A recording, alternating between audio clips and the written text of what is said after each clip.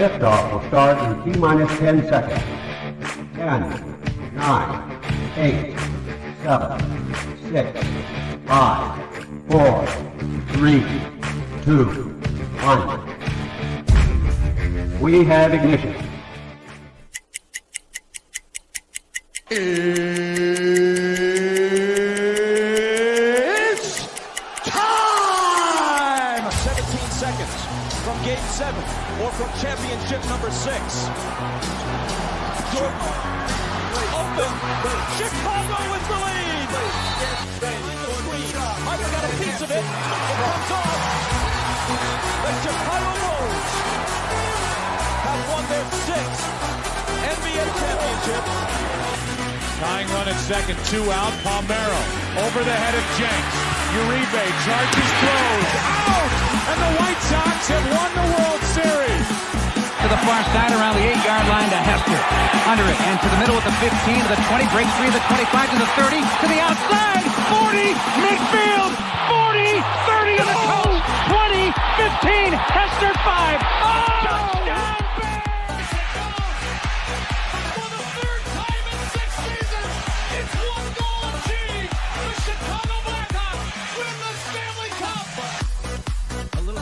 Slowly toward Bryant. He will glove it toward Rizzo.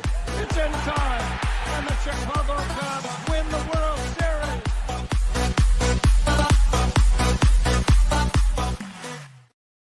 What up, what up, what up? Welcome to Shawn and Maya in the morning on this TGI Mickey Vicky Friday.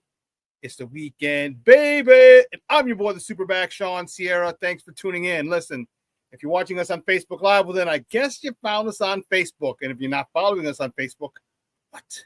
Come on, go to Facebook, type in Sports Zone Chicago, click the like button, and now you're following Sports Zone Chicago. Simple. But wait, there's more. Go to the show's page, go to Shawn and Maya in the morning, like that page as well. So not only will you be following Sports Zone Chicago, but you'll be following Shawn and Maya in the morning as well. And while you're at it, follow me on my page, Shawn Sierra. Check it out, the Shawn Sierra. But we'll get to all that in a second. If you're watching us on our YouTube channel, excellent. And if you're not subscribed to our YouTube channel, for real, come on, go to YouTube, type in Sports Zone Chicago, click the like button, click the subscribe button, and also click the notification button. That's the little bell right next to it, and that'll let you know anytime a show from Sports Zone Chicago is going live. Get it? Got it? Good. Now, if you're watching us on our mobile app, yay, please don't tell me you didn't know we had a mobile app. Come on, peoples. Where are all my peoples? Please don't tell me you didn't know we had a mobile app. Well, so wherever you get your app from, all right? It doesn't matter whether it's iTunes or Google Play or Amazon or Walmart or Kmart or 7-Eleven, Zayre, Zemsky, Macy, Montgomery Ward, Woolworth, Weebles, Goldblatt's. It doesn't matter. All right, just go there, type in Sports Zone Chicago, download it, take it with you on the go. Okay, so not only do you get Shawn and Maya in the morning 3 days a week, not only do you get our other live shows throughout the week, not only are they archived there like they are on Facebook and YouTube, but I'll tell you what, we give you a slew, and I mean a slew of articles, thanks to my man Clarence, Council III. Big up to Clarence for keeping you abreast of all articles Chicago sports related.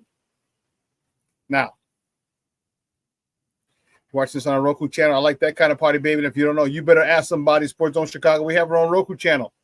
So if you have a Roku television in the house, do us this favor. Download Sports Zone Chicago's channel to your television. Put it there next to the big boys: Netflix, Hulu, Prime, HBO Max, Apple Plus, Disney Plus, Paramount Plus, Stars. Do it. Put us up there with those guys. You can watch us on the big screen. Hell, run the big screen, right, Mickey, Vicky, now. Now, you can also tweet the show. You can tweet us at Sports Zone Shy. That's CHI at Sports Zone Shy. Now, if you want to follow me, just me personally online. Want to know what I did? Let me tell you what I did. I made it nice and easy for you folks. Nice and easy. One handle for Facebook, Twitter, Instagram, Snapchat, and TikTok. All one handle at the Shawn Sierra. Man, we have a great show, but I need you to get interactive. So whatever platform you're watching us on, whether it's Facebook, YouTube, or mobile app, leave a question or comment on that platform. All right, it'll come up here on the screen. We'll incorporate it into the show. And that, my peoples, is what makes this the best morning Chicago sports talk show around. And that's you. So keep them coming, baby. Questions, comments, smart-ass remarks, because ain't nobody scared over here. Like The Rock said, baby, don't sing it. Just bring it. Man, let's see who we got, what we got here. Whew. Let me see. Let's check the chat. The chat is jumping like crazy. Cornelius Squalls, what up, what up, what up, sports owners? Chat, you got to check out Darius Alexander, the DT from Toledo. Wow, okay. Okay, Darius Alexander, I'll check it out. Black Diamond checking in. He's like, top of the morning, gang. What's up, Black Diamond? Oh, man, my man. Plankster's in the house. Say, good morning, Shawn. Sports owners, happy Friday. Bear down. Bear the freak down, baby. Yes, indeedy do. Yes, indeedy do. Oh, snap. Be smooth. Brian Hendren is back in the house. He said, good morning, SuperBack sports owners. What's up, Brian? Man, thank you for tuning in, Papa. I appreciate it. My girl, my niece, Monica. She goes, what up? What up? What up, Theo? Thank you for tuning in, Miha. I appreciate it. Thank you so much. Tell Jeremiah. Well, good morning, Jeremiah. How you doing, little man? That's awesome. Oh man, Black Diamond says bear down, and Shawn, I'll have another mock for you soon, probably Monday. Okay, cool. You know where to send it. You know where to send it, baby. Yes. Aunt Ma's checking in. Bear down, Shawn. You got it, baby. Bear down. I am fired up. Fired the freak up. Let me tell you something. You know, we have a lot to talk about today. All right, we have a lot to talk today, and I can't wait to get it started. You know, we have a lot going on this weekend. I think there's a football game going on this weekend. I'm not sure. Is there a football game going on? I think so. Let me double check. Yeah, I think there's a football game going on. We'll see. I got to see who's playing in it. Yeah. See who's playing in it. So we're going to talk about that. Definitely talk Super Bowl. Definitely talk Bears. A lot of good news, some sad news, all right, from the Bears home front. We're going to talk some Bulls.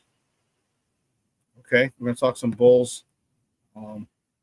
Man, we should have, you know what I should do? I should have done, and now I'm thinking about it, I should have had the Bulls, the good, the bad, and the ugly.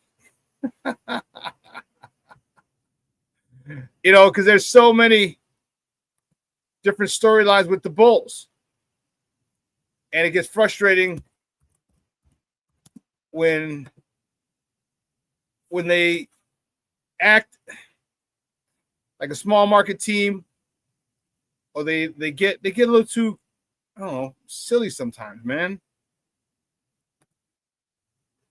All right, they get a little too silly sometimes, and that's really bothersome. All right. We talked about earlier this week, we talked about the trade. All right. We talked about the trade for Zach LaVine. It was time. It was beyond time. All right. And it took him forever. But don't forget, Zach got hurt, so people had to make sure he was healthy. And then they wanted to see him play once he was healthy. And let me tell you something. He put on a show.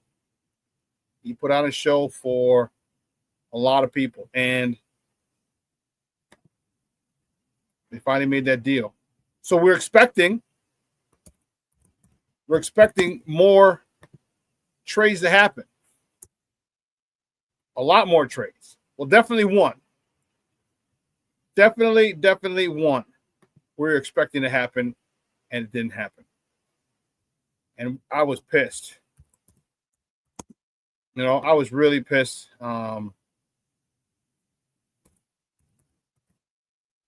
There's no reason for it. There's no reason to not have traded this guy. And it's frustrating. It's really, really frustrating. And I don't get what the Bulls were thinking.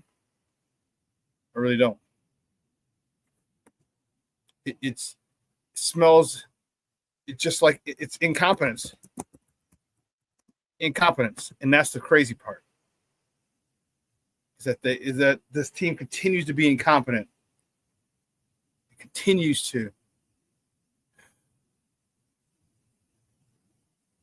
Continues. I just don't get it. I don't get it. You know? Man, we got Brent Coleman. Brent, what's up, Papa? How are you? Thank you for tuning in. I appreciate it. One of the first time checking in. I don't recall your name. Thank you for checking us out. We appreciate it. Hope we entertain you. And Brian said, thanks, Shawn. Now I have the theme song from The Good, the Bad, and the Ugly going through my head the rest of the day. You're welcome, buddy. You're welcome, buddy.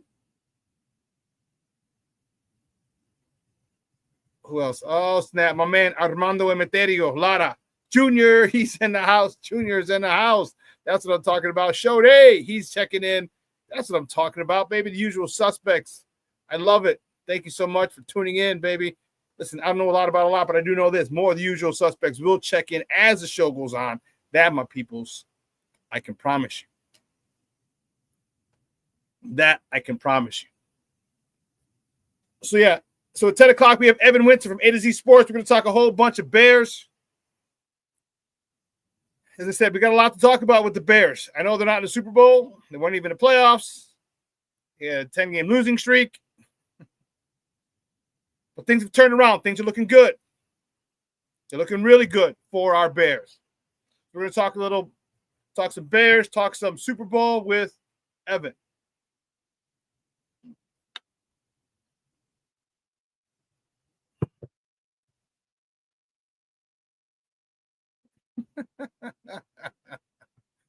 You're a fool, Shorty.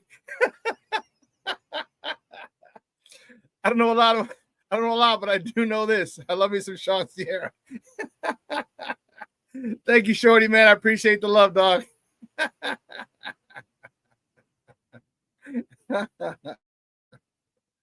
Man, you made me smile. You made me laugh, dude. What a way to start my TGI Mickey Friday, baby. Thank you. Thank you very much. Well, dude, gentlemen, ladies and gentlemen, let's get to it. You know how we do the first segment of every show. It's called Top of the Morning.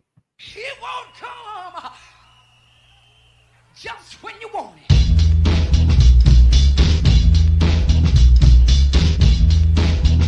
Top of the morning to you. Top of the morning to you. Top of the morning to you.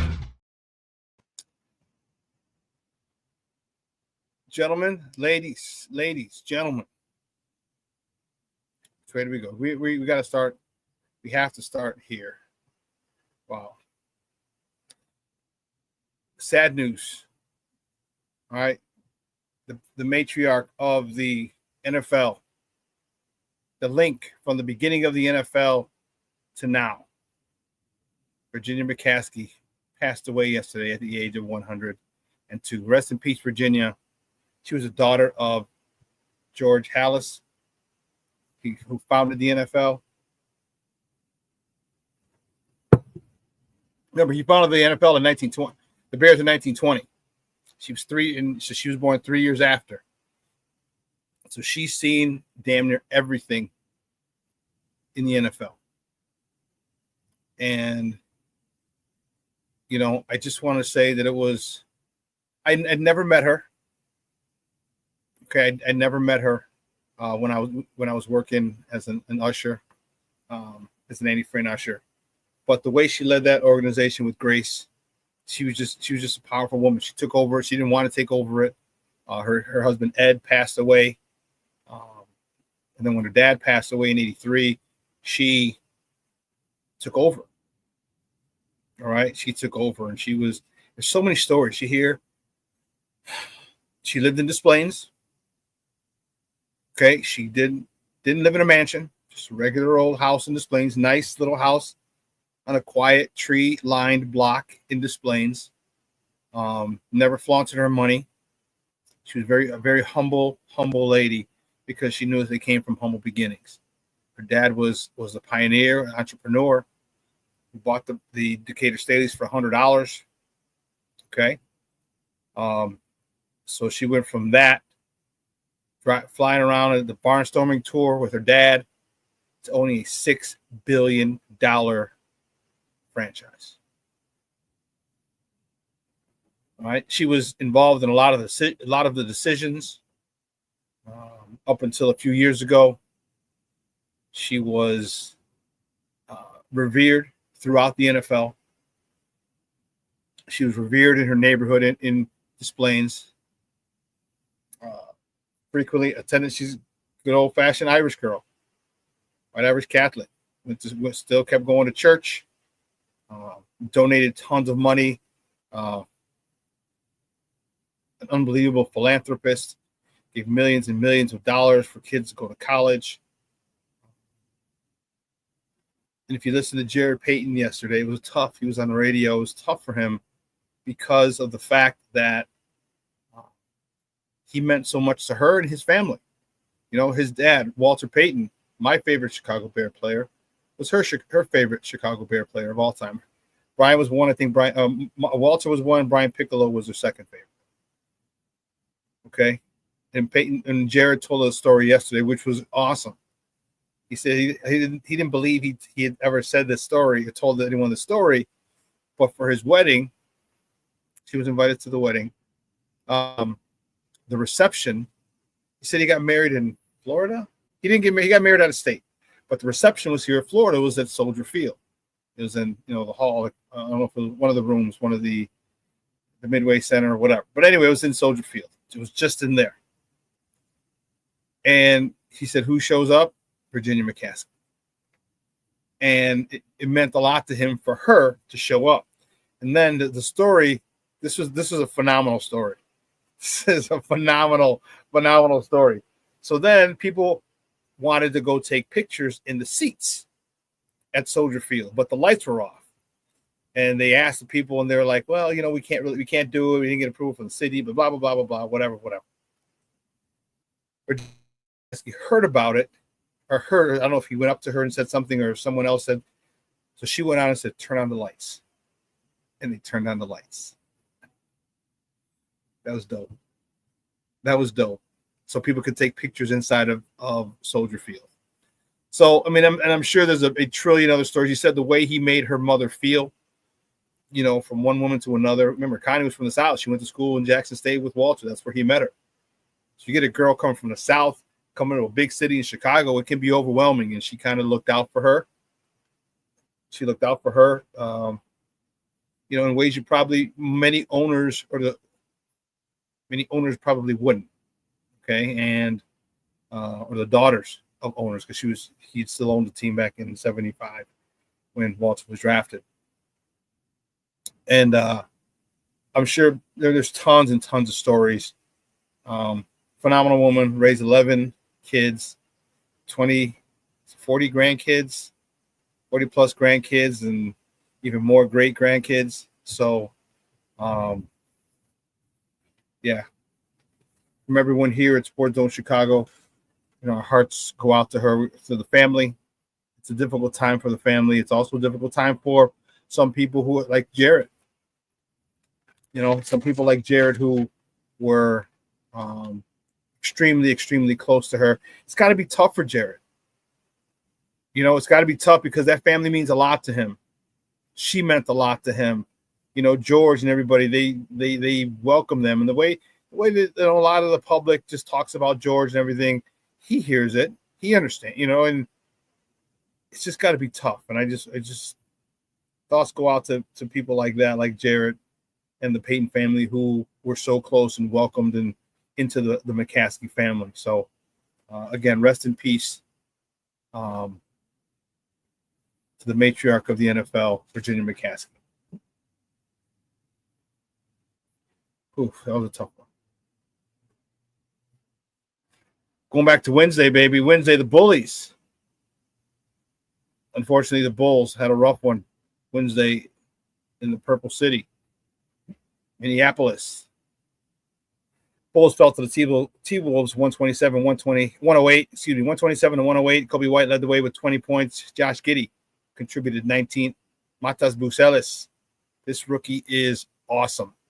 He contributed 14th, and Vooch, Mr. Walking Double-Double, 10 points, 11 rebounds.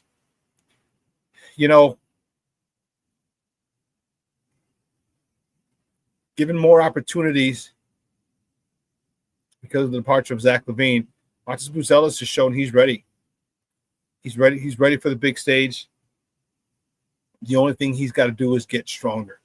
keeping with the Bulls, the next top of the morning topic. The Bulls host the Golden State Warriors tomorrow night. And new and improved Golden State Warrior team with Jimmy Butler. If you heard, that was one of the big crazy trades over the weekend. Jimmy Butler was traded in a 5-team deal, traded to the Golden State Warriors. That's crazy. So he will be in the building back with the team who drafted him. After that, yeah.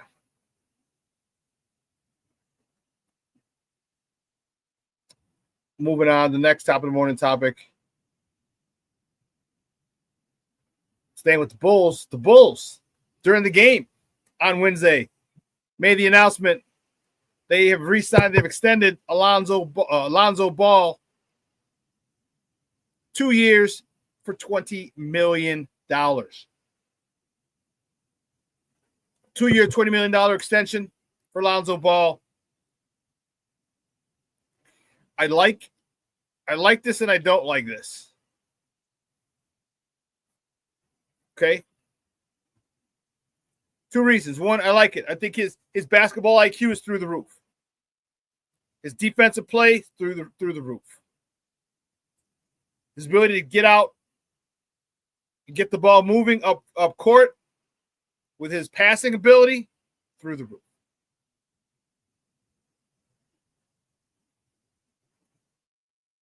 The Bulls don't need to be winning right now. They don't. You want your number 10 now.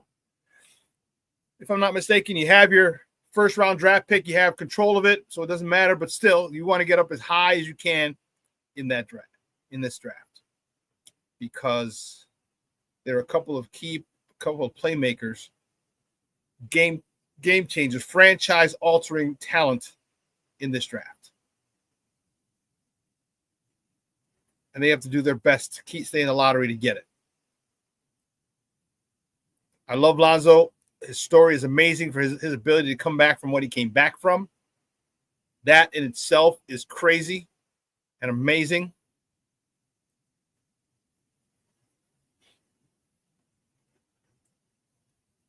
You know, Cornelius, you said, I don't know if he's worth $20 million, but he's been playing some good ball. You think about it, $10 million in the NBA, it's not a lot. It's not a lot of money. 10 per year. I mean, let's be honest, it's like chump change. He's a good player. He's been hitting a 3 at a consistent clip. That's chump change in the NBA. You know what I mean? And for us, like 10 million a year, 20 mil, oh my God. But for an NBA player, a veteran like that, yeah.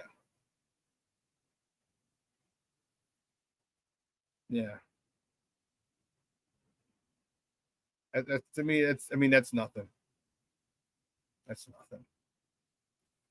Staying with the Bulls, the next top of the morning topic, the NBA trade deadline passed, and the Bulls stood pat again. When will they learn? This is what I was talking about. You're supposed to have traded Vooch, and there are rumors. Tons of people were calling the biggest rumor, the rumor with the strongest momentum was that the Golden State Warriors wanted Vucevic. The Bulls wanted a first-round pick. Golden State wanted to give a second, and it didn't come to pass. It didn't come to pass. So now you're stuck with Vooch in his contract, and there are a handful of teams calling about Kobe White. You should have traded him as well. And don't get me wrong, I love Kobe White. I want him to stay. I love the fact that he's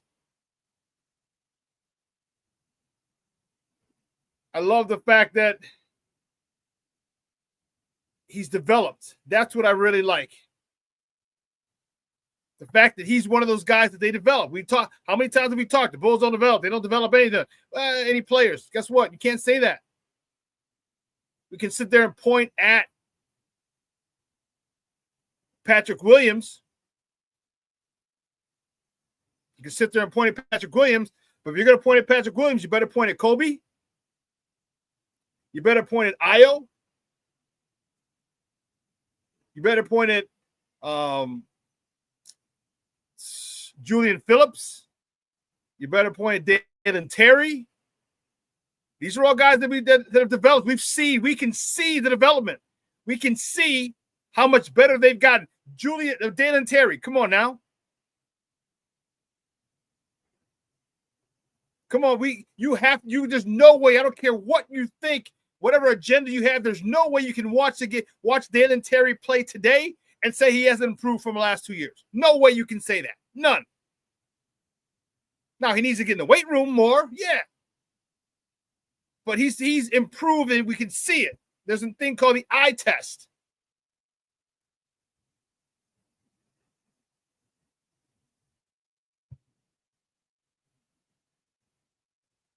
And yes, Mondo, Patrick Williams just sucks. No, he doesn't really suck. He's limited. He's mind blown. All right, because we've seen him play. We've seen the kid. We've seen his talent. You can't deny he doesn't have talent. Not that he sucks. It's he can't get over the mental hurdle in his head. He can't stay consistent. We've seen him go for 20, 25 points, 8 rebounds, 10 rebounds. We've seen him be aggressive. We've seen him dunk on people. We've seen him grab rebounds. We've seen him play defense. But it's not consistent. It's not when you need him. That's the key. It's not when you need him. Like our old Uncle Hawk Harrelson used to say, don't tell me how many you hit, tell me when you hit them. I'm talking about home runs. Don't tell me how many you hit, tell me when you hit them. Are they meaningful? And that's what Patrick Williams doesn't do. At the end of the game or in key stretches, he doesn't give you the meaningful rebound, the full basket, the meaningful box out to prevent the team from getting a rebound. The meaningful things, not when it's necessary. Cornelius, PW showing a little life since they sent him to the bench. Yes, I've been saying that for 2 years. Put him at the bench, have him come off, lead the bench mob. Saying it for 2 years. 2 years. I'm just saying. I'm not saying, I'm just saying. Next time, the morning topic. The Blackhawks host the Nashville Predators tonight at the United Center. Puck drop is at 7:30 p.m. Central Time. You can catch that game on Chicago Sports Network or listen to it on their flagship station, 7:20 a.m. That's tonight. Tomorrow, the Blackhawks travel on I-55 for a date with the St. Louis Blues. Puck drop is at 6 o'clock tomorrow. You can catch that game on Chicago Sports Network as well, or listen to it on their flagship station, 7:20 a.m. Yeah, baby, check it out. My man, I'm telling you, I love this guy. Manuel Moncada signs with the Los Angeles Angels of Anaheim, a 1-year, $5 million deal. If this dude actually turns out to be something, I'll be mad as hell. Going over with his guy, Tim Anderson. Rebuild the left side of that defense. But Yo-Yo going to L.A. El Cubano in Los Angeles. El Cubano in Los Angeles. Míralo. Man. It's my dude. That's my dude. Well, listen, we're going to take a quick break. On the other side of the break, we have a couple more top of the morning topics. You hear me? You heard me? So listen, don't go anywhere, folks. Keep it locked right here. Shawn and Maya in the morning. Excuse me. Shawn and on Sports Zone Chicago.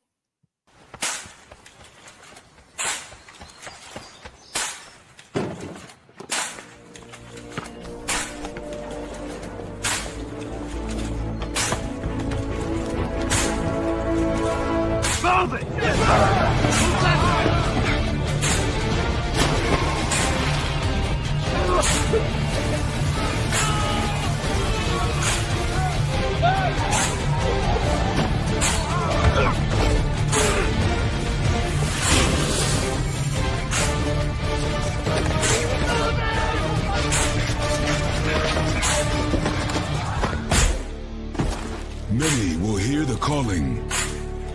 Few will earn the title. United States Marine. The few, the proud, the Marines. Hey, it's your boy, the SuperBack, Shawn Sierra, and be sure to follow Sports Zone Chicago on all social media platforms, on Facebook, Instagram, and our Roku channel. You can find us at Sports Zone Chicago, and on Twitter, we are at Sports Zone Shy. Also, be sure to download our mobile app so you can take Sports Zone Chicago with you on the go.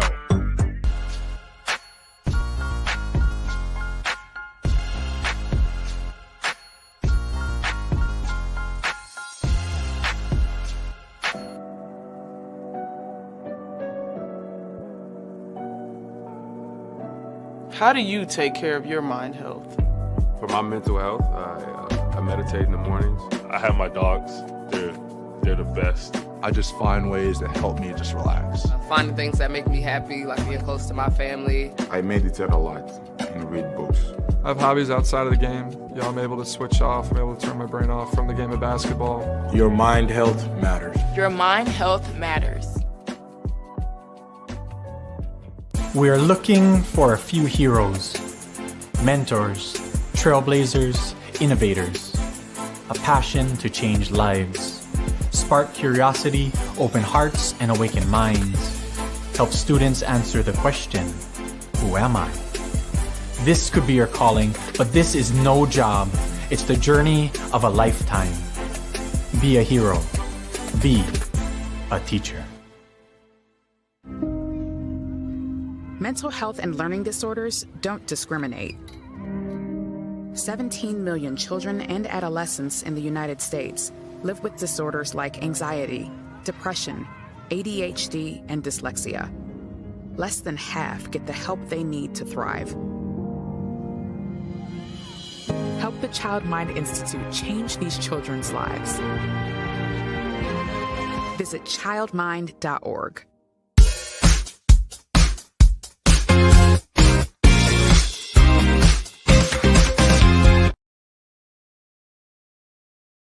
And to start games, like I said, Minnesota starts have been not very good for much of this season so far, but putting Nazem there is smart.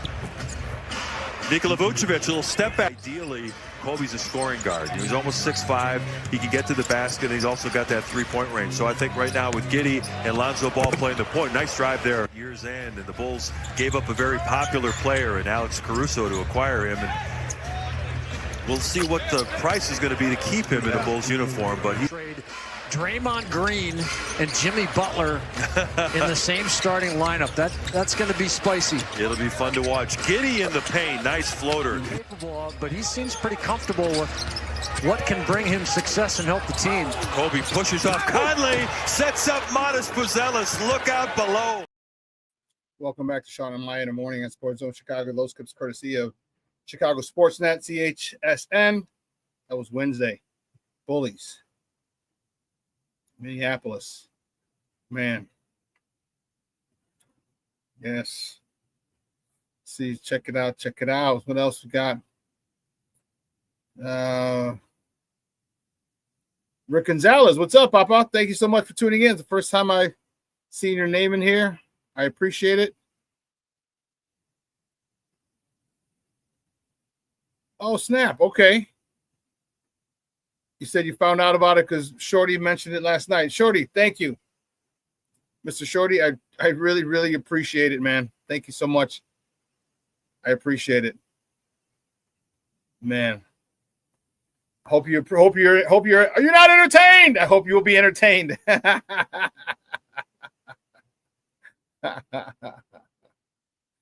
hope.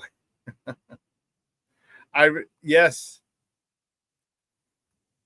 Yes, look at that. Look at that, Shawn. My promoting you has brought you another sub, and Rick. Yes, thank you so much. I appreciate it. Rick says, "I'll check this out for the next 20 minutes. Then I'm heading home to Shaw Local." Which helps still there. Good. Shorty, man, you do nothing but show love, man, and I appreciate no Diddy, and I appreciate it. I really do, man. That's good stuff. Yesterday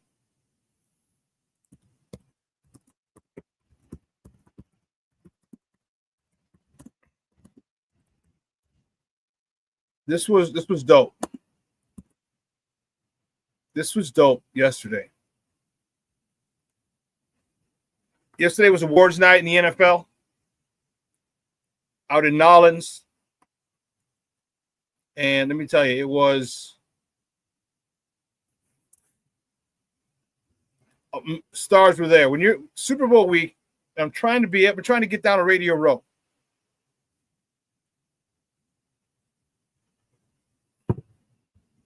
Next year, I'm going to try and get down to Radio Row. New Orleans would have been dope, but I'm trying to get down to Radio Row, do some shows there, and have a lot more pop-ups, have a lot more interviews because there's people walking around all over the place. Star NFL players, former players, coaches, scouts, GMs, everybody's down there. Owners.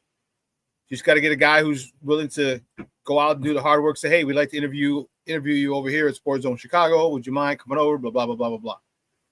So I'm going to do it. Make sure that we can get down to Radio Row next year for the Super Bowl because that'll be dope. That'll be really, really, really dope. But they had the NFL awards last night in the Hall of Fame class of 2025 was introduced. In no particular order.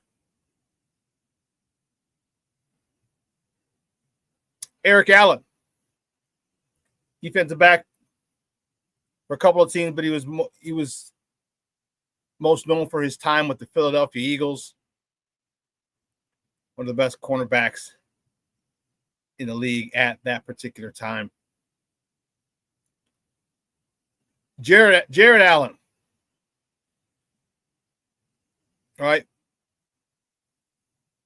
He was at the Minnesota Vikings. Remember they went up and they flew out to get Brett Favre. Remember that? He was with the Kansas City Chiefs as well. 116 sacks.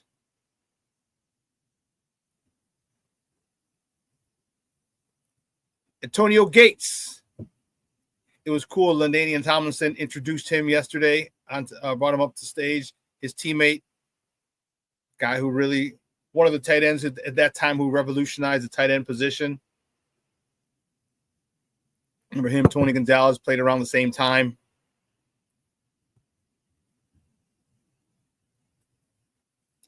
Yeah, Jared Allen was former Bear too. That's right. This one was interesting. Sterling Sharp. Now, you know, it goes without saying, but I'll say it anyway. I hate the Green Bay Packers. Inbred hillbilly mother hubbards. Okay? But God bless it. Sterling Sharp was a freak way before his time. He was an amazing player. And, you know, I'm not a big fan of the Green Bay Packers, dog. You know,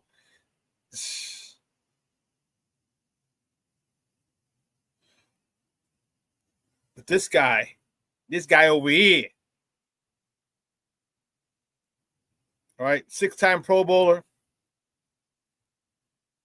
1, 2, 3, 4, 5 seasons he had 1,000 yards.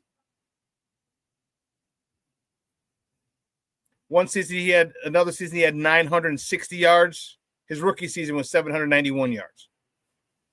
Okay? But injuries, this dude was the real freaking deal. About 6 feet, 6'1", 210. All right, and back then, all right, we're talking 88, 89, 90. That was big for a wide receiver. 210, that was big. And injuries cut his career short. The neck injury, if you recall. And then his brother went into the Hall of Fame a few years ago. And we all know his brother, Shannon Sharp, the Club Shay Shay. And I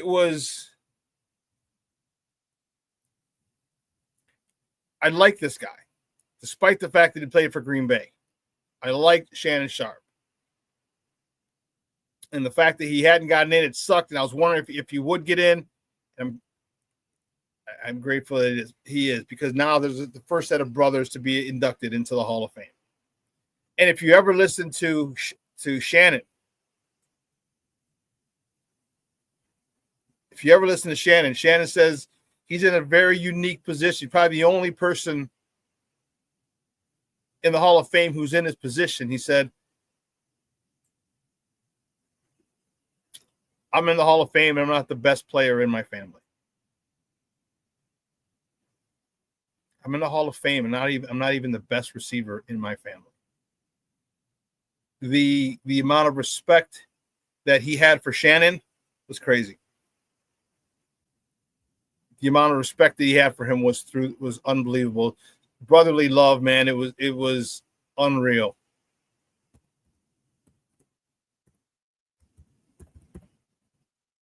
You know, it was. I don't have siblings, but I know a lot of guys do. A lot of you guys do, and there's a thing with sibling rivalries. You know, there's a thing, but there's also admiration. Okay, there's also admiration, because when you're a younger brother, you look up to your older brother because he's your older brother. And when your older brother is a stud like Sterling was, man, you admire him. You're like, damn. And you might have fights. You might not tell him that you look up to him. You may. It's possible. You also may not. But as an older brother, you always understand. You always understand. And their father was around, and he told them, he's like, your younger brother's watching. Everything you do, your younger brother's watching. And, you know, Shannon always felt like Sterling got the short end of the stick because of the fact that he got hurt. Because Shannon felt that if he didn't get hurt, he would have gone on to break some more records and be a lot more impactful. And believe me, Shannon Sharpe was impactful. I'll tell you that right now. But it was a situation where you saw the respect and the love that Shannon has for his brother, and that he never denied it. Like I said, he multiple times he had said, I'm in the Hall of Fame and I'm not even the best receiver in my family. And that spoke volumes. And, you know, kind of it struck me a little bit when I saw this. There was a little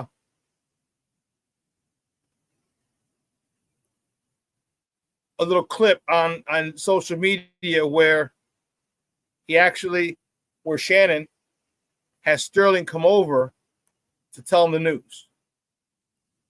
And he comes over and he has him, they go over to Shannon's house. He has Sterling come over to Shannon's house. And I guess one of Shannon, I don't know who the lady was, but Sterling comes over. He's like, where's Shannon? He goes, he's in the basement. He's like, okay. So he goes in the basement. And there's cameras there. And Shannon's in his gold jacket.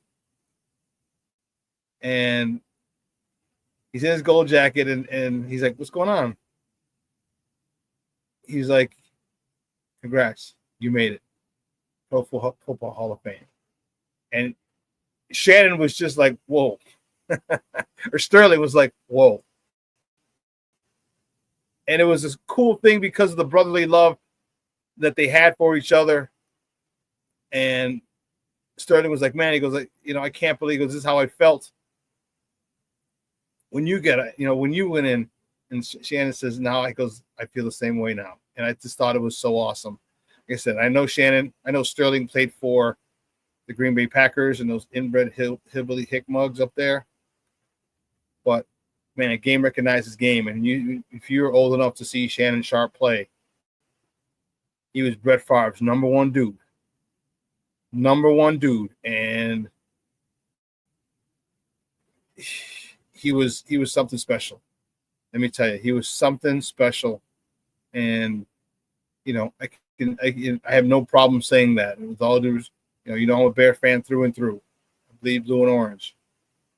But I can respect when a player is good. I can respect when there's talent on, you know, when the opponent is extremely talented. And Sterling Sharp was one of those dudes. He was one of those dudes.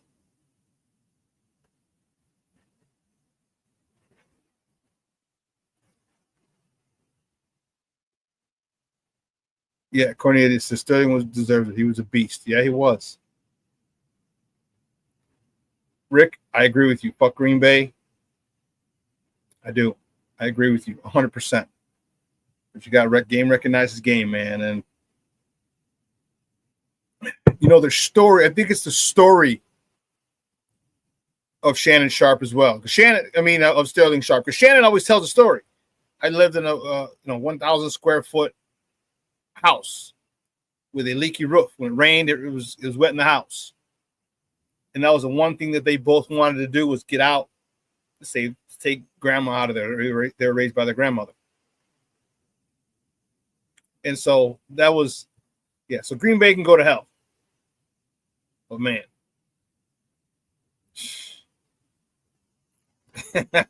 Rick says, all the way back in 84, I was 4 years old.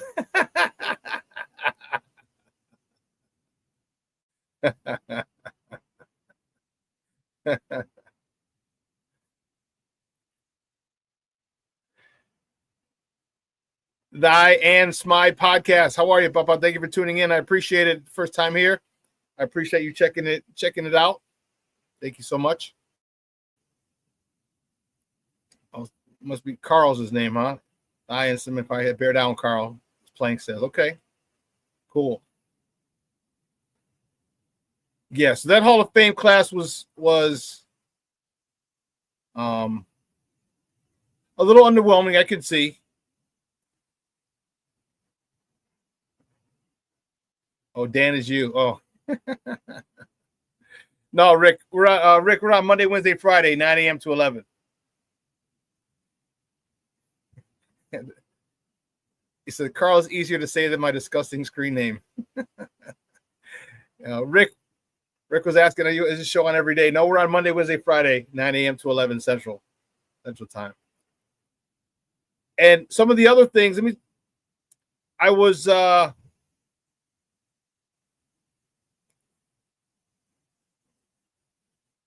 can I put it? I was happy. We didn't get those. Here we go. So, no surprise here. The offensive rookie of the year was Jaden Daniels. Offensive rookie of the year.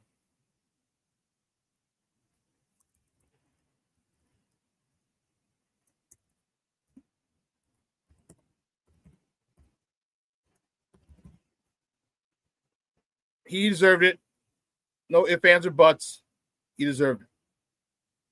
And wow, he played phenomenal. Phenomenal. All right, the defensive rookie of the year was Jared Verse. Jared Verse.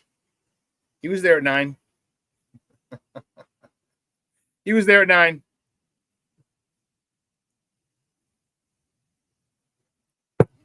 He would have helped Montez Sweat on the other side.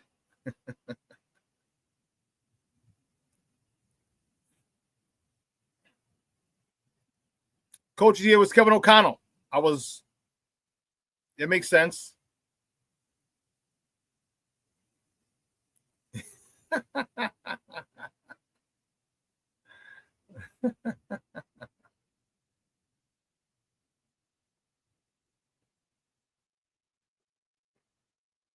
Yeah. Carl, you said thoughts on Luke Kuechly being snubbed. I don't think Luke is good enough to get. I don't either. But there were a couple of people who were snubbed. Eli was snubbed. All right. King Book of World checking in. What's up, Papa? How are you? He says, salute, everybody. Rick says, Caleb's going to bounce back. I'm still riding with Caleb. Listen, Caleb has all the talent in the world to be a great quarterback in this league. Okay, and that's the plan. We're hoping with Ben Johnson, molding him, developing him, that Caleb can get close to where the expectations were. And the expectations were sky high. Sky high. But you revamp this offensive line, you get him one more receiver, you might not even need one more receiver. You got DJ Moore, you have Rome Odunze, you have Cole Kmet, you have DeAndre Swift coming out of the backfield.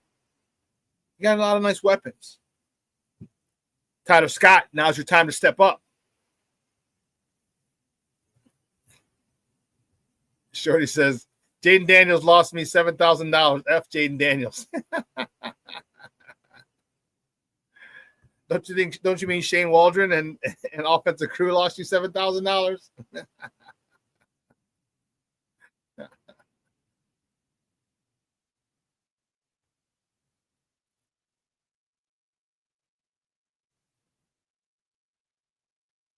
Carly said, Caleb Williams accounted for the most yards by a Bears quarterback in a single season ever as a rookie, playing behind a practice squad O-line. Caleb could be Hall of Famer. That's a lot to stretch. We got to see how it plays out, but he has the talent. He has the talent. I agree, Rick. If they do win, if the Bears win 10 games, I would say, yeah. I was going to say 11 or 12, but no, you get to 10 games, double digits. Ben Johnson definitely. And he was just named. And the funny thing is, in the NFL awards, Ben Johnson was named the assistant coach of the year. Wouldn't that be funny if one year he wins assistant coach of the year and the following season he wins coach of the year? That'd be dope. That'd be dope.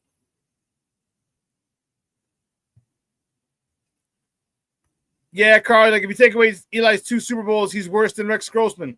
But you can't take away his 2 Super Bowls. Can't. And he beat an undefeated Patriots team as well.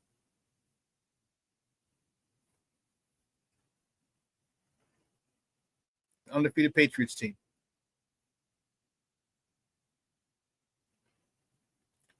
King Booker World says, I think the whole Caleb Jaden thing is going to turn out like Andrew Luck RG3. Do we have Andrew Luck? Or do we have RG3?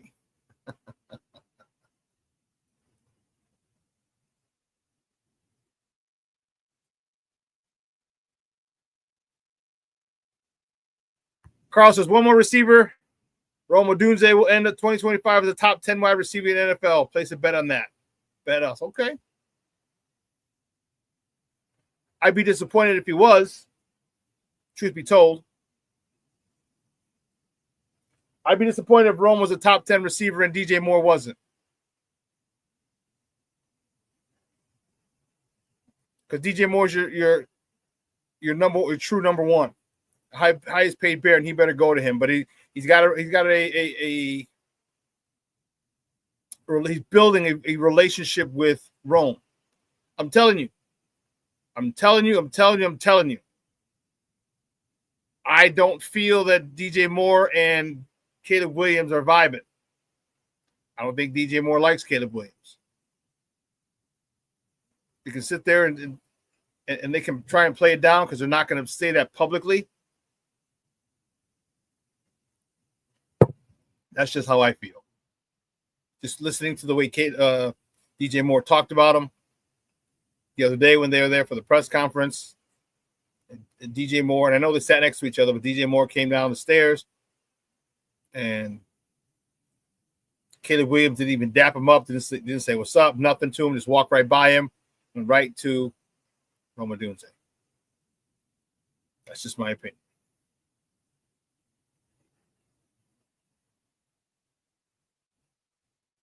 Carl, you and I disagree with you completely. There's nothing that Rome can do that DJ can't. And DJ's done in this league with horrible quarterbacks. And that's noticed.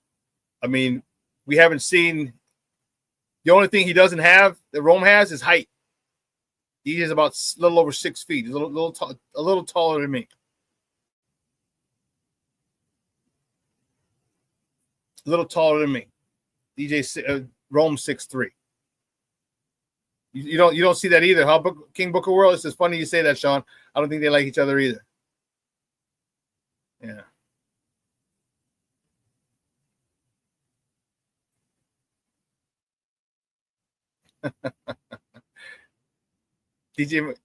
Carl says DJ Moore played every single game behind being injured last year. My crackhead theory is that DJ hurt his groin trying to add humans to this earth.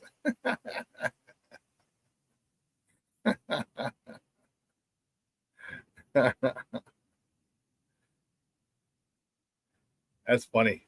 That's good stuff. But I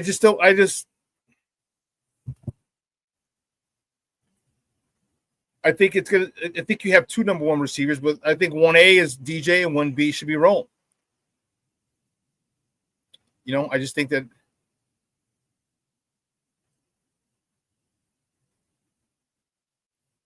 Shorty says, "Don't be afraid if the Bears do that." Do what? Oh, you draft running back at 10? Don't do that. Don't do that. Don't do that. Don't do that. This running back draft is deep. And there's no running back in this draft that is head and shoulders above the rest. I'm not big on Ashton Genty. Let me say this. I'm not as big on Ashton Gentry as other people are. Okay? I think the kid's good. I think you get another good running back in the third round. This is a great, not a good, a great draft for running backs. You don't have to reach at all. You don't have to reach at all. I mean, I would say if you can get something, if you can get somebody, if you can get Trey Smith, which would be great, and that Dahlman, is it? The center from Falcons. Now you got a right tackle, right guard, a center. You draft an offensive lineman and a left guard or a left guard, you're good. Or if you want to draft the left guard, I don't know, because a lot of people don't want to draft guards that high. But here's the issue. See, everyone goes by, well, this is what you should do. This is what you should do. It's not what everyone's done in the past. You do what the hell's good for what's necessary for your organization. The Bears don't need a left tackle. They can upgrade. Hell yeah, they can upgrade. But Braxton Jones has been serviceable. We need a left guard. And when you got a quarterback, I mean, and I've told you this, your middle three are your run game. You want to be stout in the run game, you better have two good guards in the center. In the pass game, if they get by you, quarterback can step up. If quarterback can't step up, the two guards in the center suck, guess what? You're screwed. Caleb's not that tall. Caleb is 6 feet, not even 6'1", or is he 6'1" and a change? I think he's 6'1" and change. So he's a shorter quarterback, which means he might have to step up. And you can't have but any quarterback. You don't want anything in his face. So you secure that up front. If there's guys coming off the side, you can step up and replace the pressure wherever it comes from. So if you feel that drafting a guard with your first round pick is necessary, then do it. Don't worry about what other people say. Don't worry about it's never been done before. Other people don't. Other fans, we're not the ones putting this team together. We're not.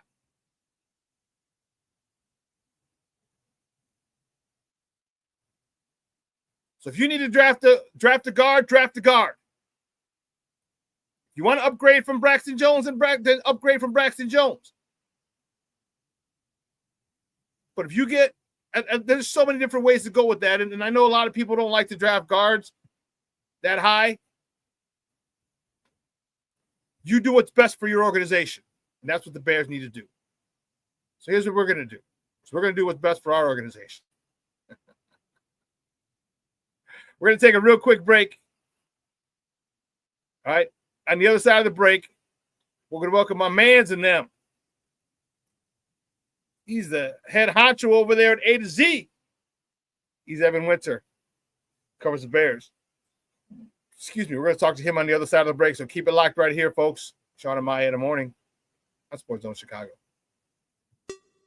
Hey, it's your boy, the SuperBack, Shawn Sierra, and be sure to follow Sports Zone Chicago on all social media platforms on Facebook, Instagram, and our Roku channel. You can find us at Sports Zone Chicago, and on Twitter, we are at Sports Zone Shy. Also, be sure to download our mobile app so you can take Sports Zone Chicago with you on the go. Time out. How are you feeling right now? Happy? Excited? Angry? Overwhelmed? One of the best things you can do for your mind health is to name what you're feeling. It can sharpen your awareness and help you talk about your feelings with someone you trust. Here are 3 questions to ask yourself. Where are your thoughts right now? In the past, the present, the future? Do you notice any sensations in your body? Is your heart beating fast? Is there a flutter in your stomach? Or are you fully relaxed? What do you need right now? Time with others? Time to yourself? Remember, there's power in this awareness. So find ways to identify what you're feeling today.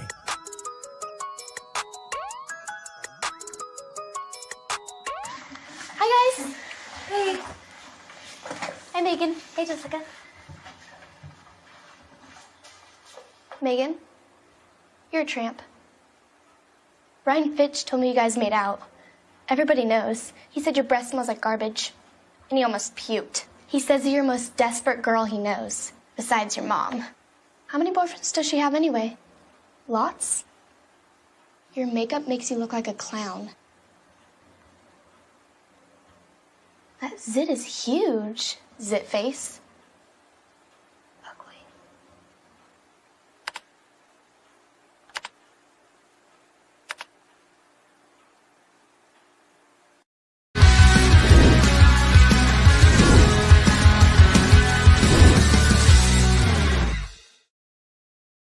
This offense will be calibrated with him in mind.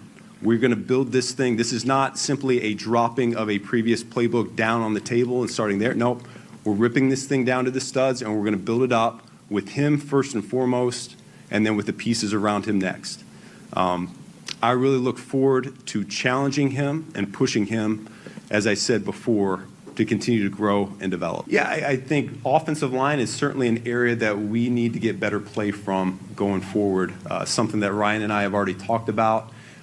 We will develop a plan of attack for how to get that done, but I'm looking forward to getting an excellent offensive line coach into the building to help develop the young talent that we already have on the roster. Welcome back to Shawn and Maya in the morning on Sports Zone Chicago. That's the man. That's the man, 50 grand. Or should I say that's the man, 13 a year mil. That's him. That's Ben Johnson. And I told you that part of the press conference is what got me giddy like a little schoolgirl. We are going to break it down to the studs and build it around him. Unreal. Crazy. You actually sound like a guy who has a damn clue, Ben Johnson. What's wrong with you? We're not used to that shit here. And then build it around the talent that he has around him after you build it around his skill set. Crazy. Crazy, crazy, crazy. Man, we're going to talk to my guy. I'm going to see what excited him about the Ben Johnson press conference and the hire. Man, he's a good friend of the program. He's been rocking with us for a while now. He's a co-managing editor at A to Z Sports, NFL part. You can catch him on Twitter at Evan _ATOZ, A to Z. Guys, just welcome back to Shawn and Maya, Evan Winter. Evan, what's up, Papa? How are you? Shawn, what's up, man? Good to see you, bud. Hope all's well. Things are good over here. And a little cold today, 24 degrees, but I'll make it. I'll make it. I know how to layer. We're good. Yeah, man. As long as you're wearing the right stuff, that's what matters most, right? You can I mean, trust me, I've been up there. I've been to Chicago in February, and oh my God, it was as miserable as it sounds. But you know, having the right layers definitely helps. But you know, they only go so far at the end of the day. Yes. So we haven't spoken since the hire. So what do you think? No. What do you think about the hire? Are you happy, or are you happy with it? If you are, how happy are you? Yeah, I mean, it's impossible not to love the hire. You know, Ben Johnson, the hottest coaching candidate or head coaching candidate, rather, I should say, in the NFL, one of the best offensive minds in the NFL.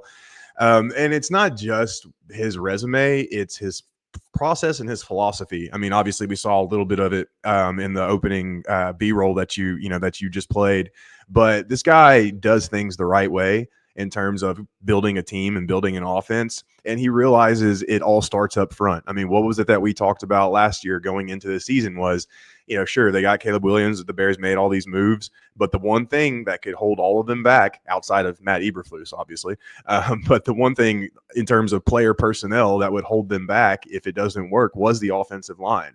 And the fact that Ben Johnson immediately pinpointed that in his presser and knows that that's what needs to be done, and he knows how to fix it too. That's honestly what has me most excited because, we're both old school. We've been watching this game for a long time.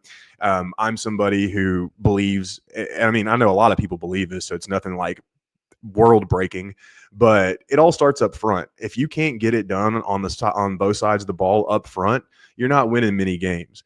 And so the fact that he is going to be this process oriented and he knows how to build an offensive line. I mean, look at the Lions offensive line, and granted that wasn't all him, but he played a big role in it. That's what's got me most excited, man. And if this offensive line, if they can find the right guys, obviously they've got to pretty much retool the entire interior. But if they can find the right guys in 2025, and not even all three of them or whoever they bring in, they don't all have to be perfect. But if they can just take a couple steps forward, then we should see this entire offense just take an entire leap forward in 2025. Yeah, I'm hoping so. Like the Trey Smith sweepstakes is going to begin as soon as the final tick goes off the clock on Sunday in New Orleans. Are the Bears willing to spend $20 million a year on a guard? I don't know. That's the going price. Does Canada get them out? All right. Here's one of the things that I thought. And now it might be a good strategy. You sign your quarterback to an insane amount of money. All right, everyone's like, "Oh, it's gonna fuck up your cap." Yeah.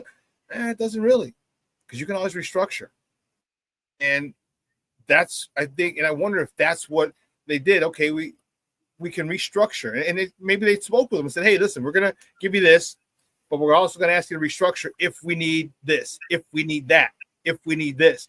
And you can always go around to the quarterback and say, "Hey, listen, look at this dude, Pro Bowl dude. We need you. We need to re-sign him."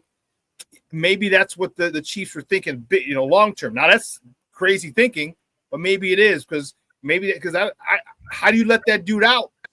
How do you let that guy out of Kansas City? I don't know. Yeah, especially whenever you look at what they've got going on at the tackle position. The Chiefs' offensive line isn't one of the best units in the NFL, but their interior offensive line is really good with, Joe Thuney, Creed Humphrey. Well, and I know they've slid Thuney out to tackle here recently.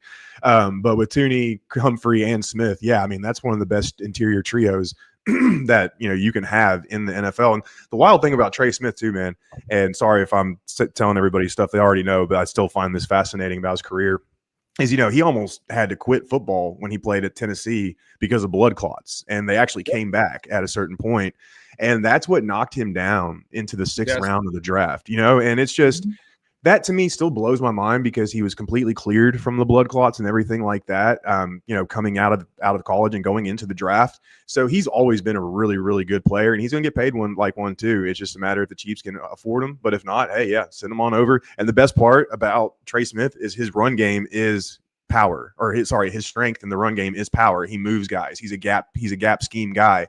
And that's a lot of what Ben Johnson is going to, run on in terms of the running game. He's going to mix zone in there, obviously, and he's going to find a back who can hit the zone and all that stuff. But gap and power pools are really what's going to be the structure of Ben Johnson's run game, and that's right up Trey Smith's alley. So he'd be a perfect fit in Chicago, in my opinion. Well, I hope so, man. I hope, one of the things that I was really, and I had talked to you about this, is Ryan Poles' refusal to address the offensive line. But just in the last two drafts, we've had a good 5 to 7 centers, quality centers that are starting now.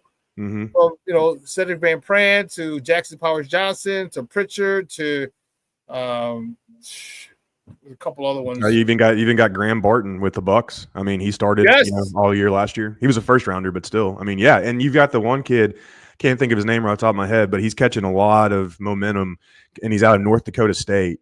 But they're saying he would be a pretty good pick in the second round as a center. I mean, Bears got 2 picks, 39 and 41 in the second round. So they could easily find their kind of player right there, and then bring in Trey Smith free agency, and then obviously, whatever you got to do at right guard. And that's the interesting thing is, does tevinjenkins come back? I don't think he does. I just think he's too inconsistent in terms of his availability and his injuries. It reminds me a lot of T. Higgins in terms of just like the little nagging injuries that will cause him to leave a couple games early and then miss a couple games. Like he's never.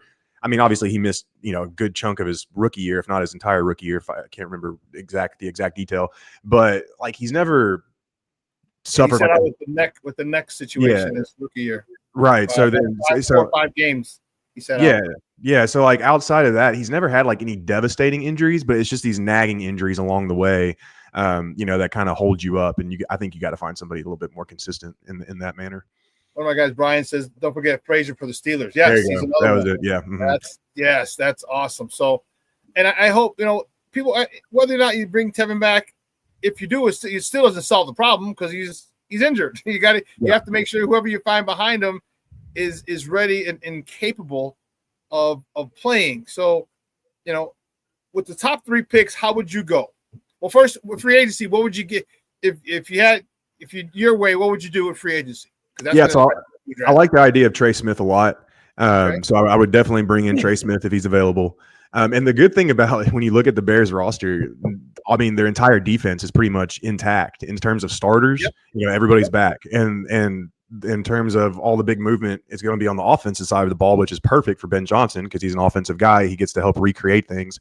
But man, I would bring Trey Smith in. And then, so let's just say in this hypothetical, that's the only free agency move they make. And we're talking specifically offensive line.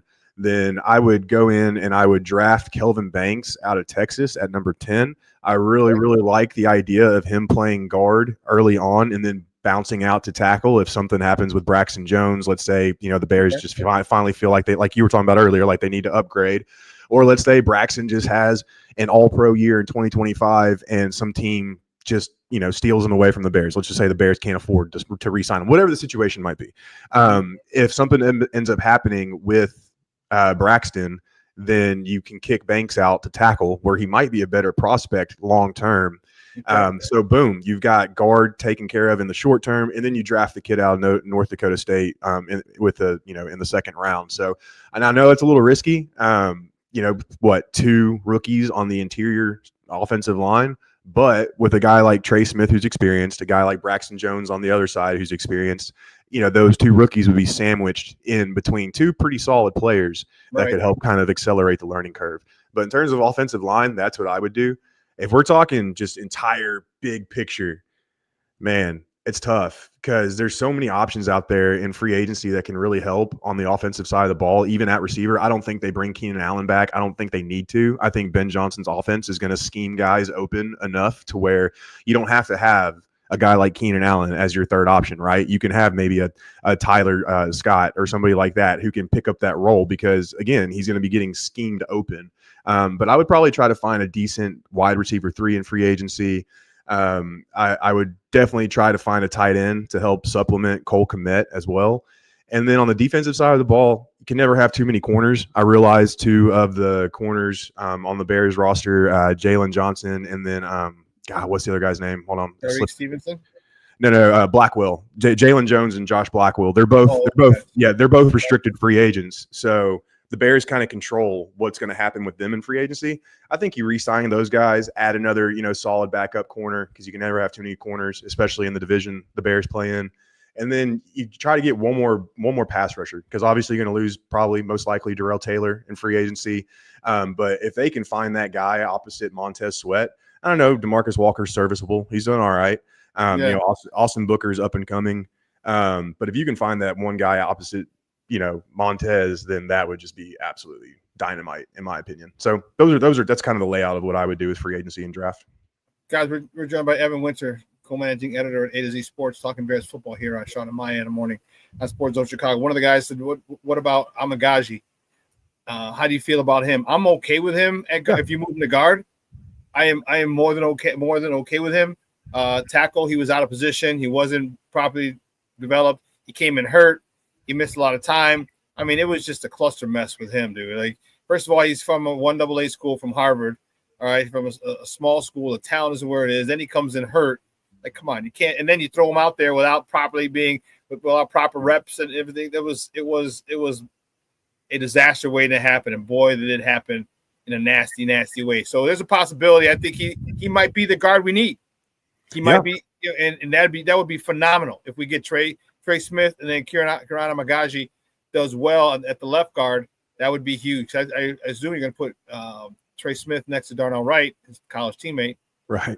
Yeah. That makes a lot of sense. Well, and honestly, with him, it's definitely a redshirt year last year, and they've got to bring in some tackle depth too, because obviously they can't rely on him in 2025. I mean, I'm not trying to say the kid's career is over with, but just based off what we saw in 2024, you can't rely on him to be your swing tackle going into this year, especially if you move him to guard. Another name at guard that in free agency that really stands out to me, and a lot of it's because I kind of laughed at the idea going into 2024. So I've got some egg on my face, but I'm more than happy to always admit when I'm wrong. But Mekhi Becton with the Eagles is really interesting, because he's gigantic, right? He's like 6'6", 315 pounds. When I first heard that the Eagles were moving him to guard, I laughed. I was like, you don't put 6'6" guys in at the guard position. That's just not how that works. But it's worked. And maybe that's just more of the Eagles offensive line, their chemistry and how they do things. Maybe it's Saquon, whatever it might be. But he's somebody that's kind of on my radar going into the offseason. That might be an interesting look as well. But I definitely think Trey Smith is your number one option if he's available. And I think, honestly, you pay that man whatever he wants. Obviously, don't go crazy. But I think you definitely pay him top guard money to bring him in. I think that would be a good investment for the Bears. I do too. And, the thing – and that's the thing you have to remember. Is this about developing Caleb? If it is, then you need to make sure that you protect him. 100%. You need to make sure he has the utmost confidence that he's not going to have to run. All right, that's the last two quarterbacks didn't have with Justin and with Mitch. They didn't have that confidence that they could sit back there and literally scan the field, 1, 2, 3, 4 reads, okay, check down on a consistent basis. And that's what they need. If you're all in on Caleb and you think Caleb is a dude, okay, then protect him. Yep. Which one of the reasons I didn't. So let me ask you this question. Because one of the reasons I didn't want Ryan Poles back. Do you think Ryan Poles should have been retained? That's such a good question, man. And me, I'm a huge Ryan Poles fan. Just like maybe not necessarily in how he's gone about things, but just how he carries himself, how he talks to the media and things like that. I like the way how he handles business on that side of things. I think he should have gone. I do think I'm okay with him coming back, but I do think they should have gotten rid of him as well. Once we found out more details about the whole Eberflus hiring process, man, it feels like he lucked into Ben Johnson, right? So if Ben Johnson isn't in, let's say Ben Johnson got hired away last year. Do we really have faith in Ryan Poles to make a good hire this cycle? I don't. I don't think that at all. And the Eberflus thing was just such a disaster. You've really got to call that into question when it comes to the guy hiring the guy who's supposed to get the most out of these players. And he failed at that in one of the most upmost manners. I'm just also a big fan of, or not a fan, but I'm a big believer of when you get rid of one, you got to get rid of both, because what happens is you get stuck in a cycle like the Titans are in right now, right? So a few years ago, John Robinson got fired because of the stupid A.J. Brown trade, one of the dumbest trades in NFL history, and rightfully got fired after A.J. Brown smoked the Titans, the year after he got traded. And there was also a lot of clashing between him and Vrabel. Vrabel stayed on. Then the Titans then hired Rand Carthon. Vrabel was then fired. Then they kept Rand Carthon, and now they have Brian Callahan. And going into this offseason, Rand Carthon got fired. So now you've got Brian Callahan with a new GM going into a must-win year. If the Titans finish with another top 5 pick, Brian Callahan's gone. So are you going to keep the GM or are you going to get rid of the GM? It just creates this just awkward cycle. And now there's this thing in Tennessee where there's like a de facto GM, and his name's Chad Brinker, and he's really the player personnel director. So there's just this mass confusion. There's not a clear leader. There's not a clear voice when things need to get done. And it just creates this crazy cycle of ineptitude. And so that's why I'm a believer of when the GM or the coach has to go, both have to go. Ultimately, I like a lot of things that Ryan Poles has done, But I think the Eberflus mess up was so bad that he should have gone as well. So I don't know if you heard. Did I delete it? Yes, I think I did. Son of a biscuit. According to Courtney Cronin here for ESPN, Ryan Poles was scheduled to get an extension. So his that's interesting. His timeline matches up. His contract matches up with Ben Johnson's at 5 years. So, or it's going to end. They're both going to end at the same time. So that came across yesterday for Courtney Cronin from ESPN. So and when I saw that, I'm like, okay, finally, that makes sense. So right. With that being said, how much has Kevin Warren put his imprint on all this stuff? Yeah, that's another key factor too. I think he's had a big say in it. He kind of made that clear from the beginning once Eberflus was let go that he was going to be involved and that he's going to take a firm stance in things. I definitely think he's played a big role in this. I think he's a very stern guy. Obviously, he doesn't play around. But I also think he's got a really good pulse on the league and how things work. And right now, it's offensive head coaches. If you've got a good young quarterback, you need an offensive-minded head coach. It's just, yes, D'Amico and CJ have worked pretty well so far, even though they took a step back this year. CJ and the Texans did. Now, a lot of that's probably Bobby Slowick, but that's a whole nother conversation. But if you've got a young quarterback you're trying to develop, it's different with Joe Burrow. You can bring in a defensive-minded guy with Joe Burrow. He's going to leave Joe Burrow the hell alone, right? But when you actually have your head coach coming in, and Dan Quinn and Jane Daniels is another example of, that kind of goes against the grain of what I'm talking about. But Dan Quinn also had a former head coach in Cliff Kingsbury handling Jaden Daniels' development, so it's a little bit different there. But I think Kevin Warren has a really good pulse on the league, and he realizes that 9 times out of 10, if you've got a young quarterback, you need an offensive-minded head coach. And I think that paved the way, a lot of the way in terms of the search. Yeah, I think Kevin Warren's really flexing his muscles a little more. I think he's one of the reasons that Ben Johnson's here, and Cornelius, he writes it too. He says Kevin Warren has a lot to do with Ben Johnson being here. I think he just basically told the McCaskies, here's the cost of doing business. All right, he's allegedly getting a rumor to be getting paid $13 million. Yep. While you're still paying Eberflus, so, and he's like, hey, this is the cost of doing business. You want to act like you want to be one of the big boys, you got to pay. And I think that's his mentality, and the Bears are with it. And I like it. And why not? And real quick, why not go all in right now? Like, you have the quarterback on the rookie contract who can be a top 10 quarterback in this league. You've got a talented roster. You've got the right pieces. Yeah, why not just push it all in on these next 4 years? And if it doesn't work, oh well, at least you can say you tried and you did it the right way. But yeah, go all in right now. Not like all in like the Bucs did in 2020 or the Jets did over the last couple of years, but in terms of being smart, resourceful, and sound, yeah, go all in on these next 4 years. Do whatever you got to do. Well, there's no guarantee. So if you're gonna fail, you might as well fail saying, hey, listen, we did everything possible. We did this the right way, and it failed. So you know what? Let's do it the right way again, because it's not guaranteed even if you do it the right way. But if you do it the wrong way, it's guaranteed to fail, as we've seen for the last. When's the last Super Bowl? 85. Okay, okay. You know what I mean? So come on, man. It makes sense to do things the right way, and I think that's where Kevin Warren really has stepped up and said, hey, you know what? This is what we need to do. Yeah. Your thoughts, speaking of Kevin Warren, your thoughts. Do we get shovels in the dirt this year, like he said? And if we do, where is it? Arlington Heights or on the lakefront? Man, this is the one thing I'm not good at is stadium stuff. Like, I honestly have no idea.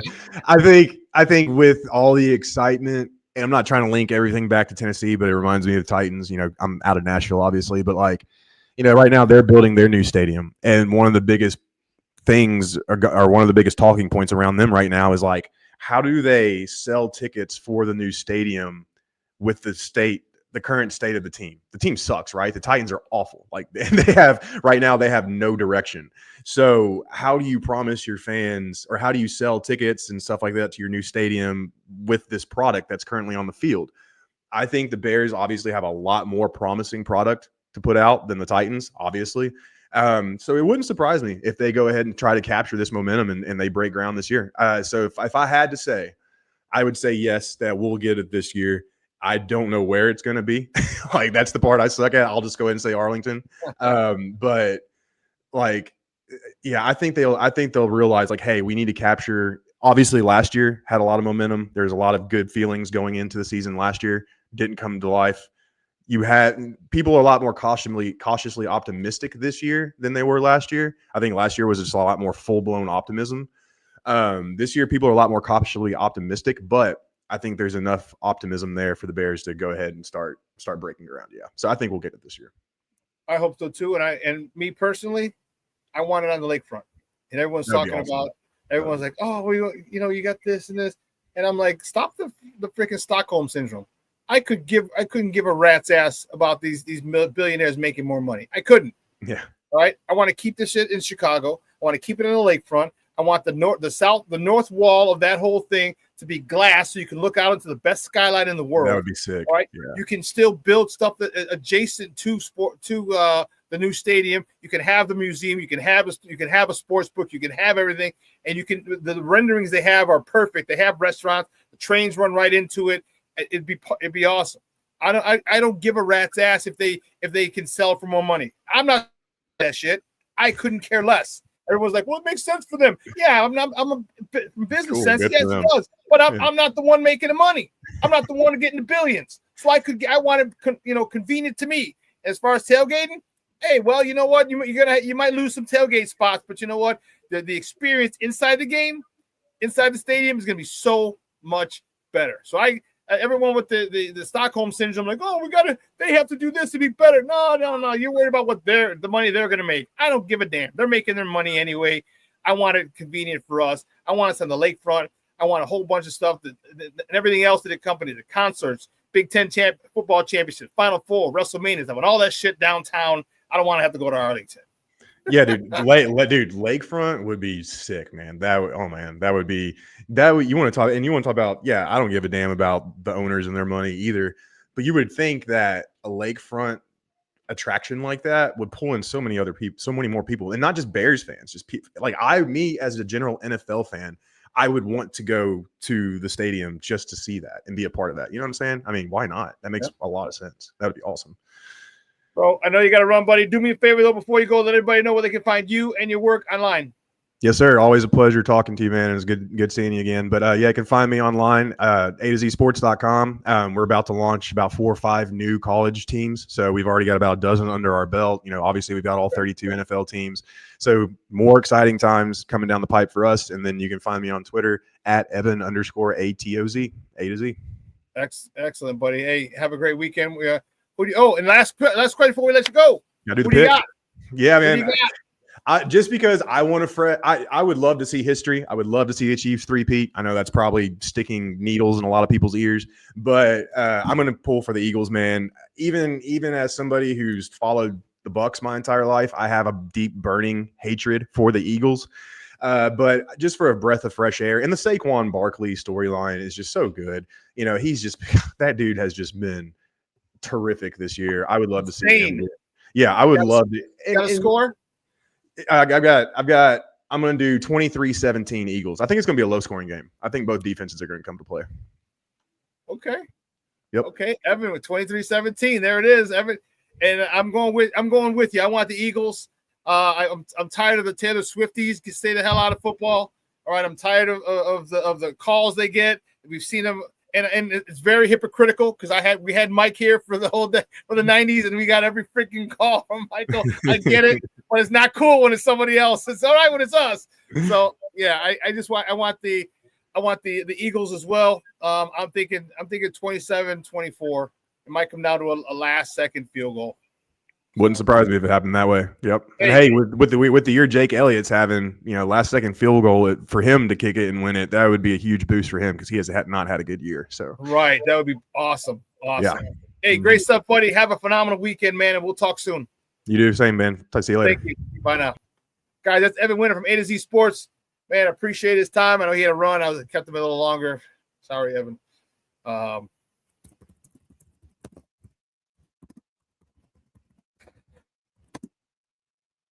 Wrong one. Let's see. So What did I say? 27, 24.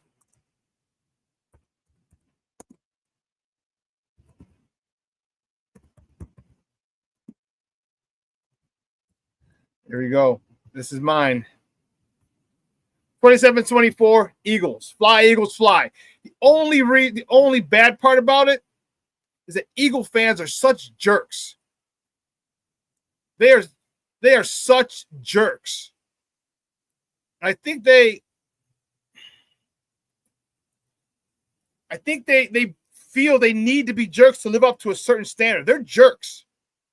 You see a whole bunch of visiting colors or jersey, man, they'll still off you.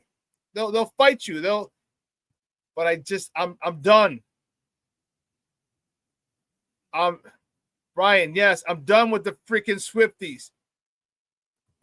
Mondo, leave us Swifties out of it. Hey, you brought it. You came in by yourself. We didn't want you here.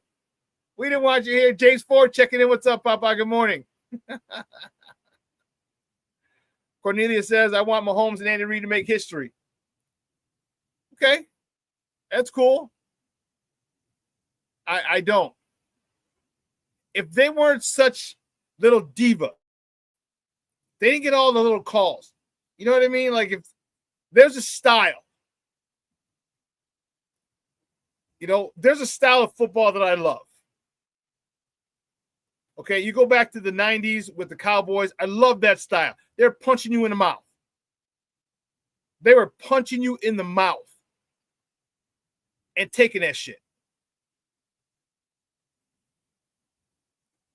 That's the kind of football I like. The Eagles are going to punch you in the God-blessed mouth. We got Saquon. We got the best offensive line in football. We got Saquon Barkley running behind the best running back in football. Running back behind the best offensive line. Oh, it's on now.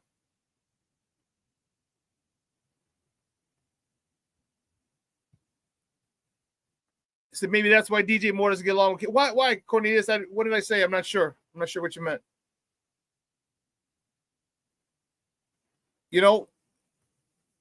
There's a way, and I understand that everybody wants the touch, the passes, the quarterbacks, and blah, blah, blah, blah, blah, blah. But football is a blocking and tackling game. And when you wear your opponent down, when you win by attrition, by just wearing them down and they give up, that to me is dominance.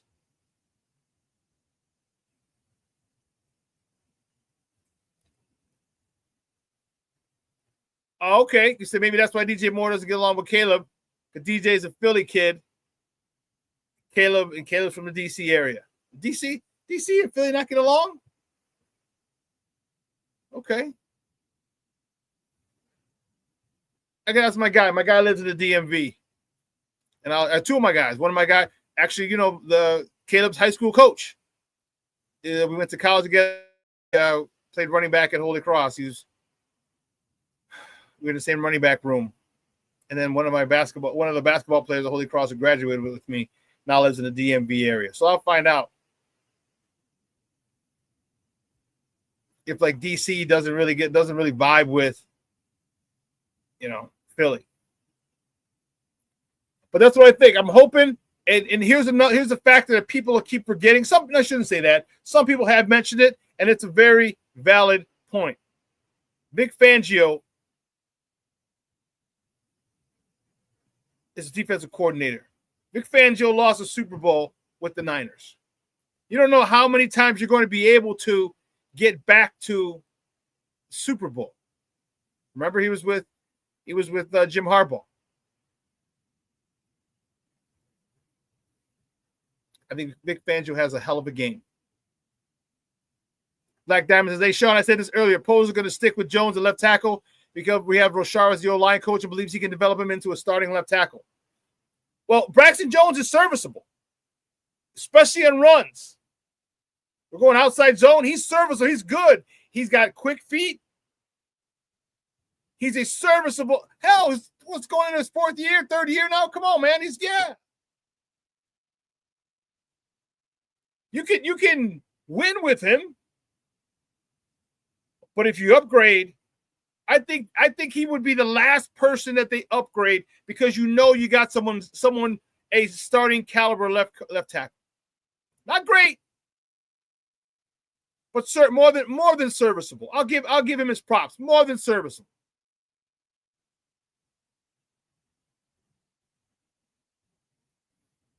Yeah, I think left tackle is the last spot that they address on the offensive line. And it might not be till next year. You might pay Trey Smith. You might pay Dahlman, the center, and you might draft the left guard. Unless you think Kirana Magaji is a dude that can really be a left guard. But then, what about an edge? What about an edge rusher? Because if you're able to get in free agency Smith and Dahlman, now that opens up a whole lot. And someone talked about Ashton Jeanty at 10. I still don't think you take Ashton Jeanty at 10, even if you get 2 more offensive linemen. I think you can get good value in the 3rd and 4th round with the running backs. If that's the case, I say you go get an edge. I say you go get a stud DT. I know Mason Graham ain't going to be there. That's for damn sure at 10. Ain't going to be there. That's for damn sure at 10. So, who do we go get? Or do you just say, fuck it, and I'm going offensive line. I'm getting stud offensive linemen, as many as I can at 10. Or with 10 and then my second rounds. If you get a right guard and center in free agency, you get that left tackle. But is there a left tackle that you want to take at 10? That's the question. Talking Will Campbell, okay. They're talking about making Will Campbell, moving him to guard and leaving Braxton at tackle. I'm okay with that too. But here's the thing. If you draft Will Campbell and Kirana Magaji plays well at guard, well, man, now you can bump Campbell out to the tackle. They're talking about his arm length is questionable. Let me tell you something. When people make shit up, it bothers me.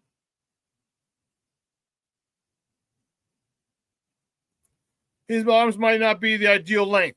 Guess what? Not a lot of people are ideal at their positions. Let me tell you something. Would you take Aaron Donald? Who would take Aaron Donald?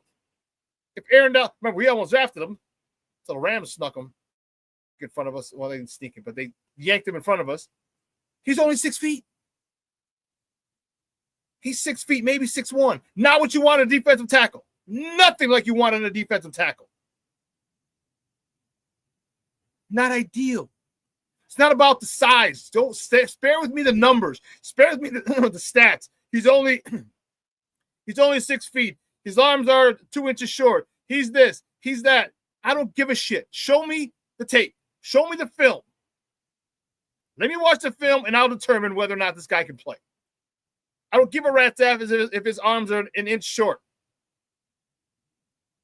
Chris Zorich was a phenomenal player. John Randall was a phenomenal player. These guys are 6 foot and under. We're not talking 6'2", 6'4" defensive linemen. These guys can play. It's about the mentality. It's about your heart.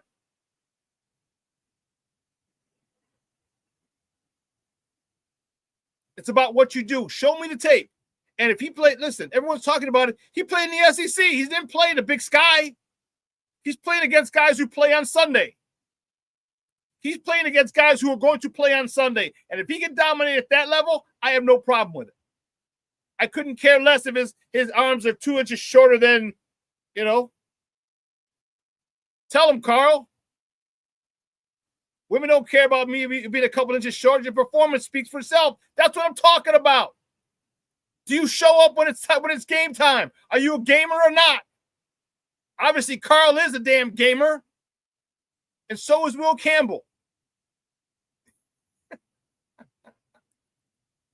So don't come at me with numbers.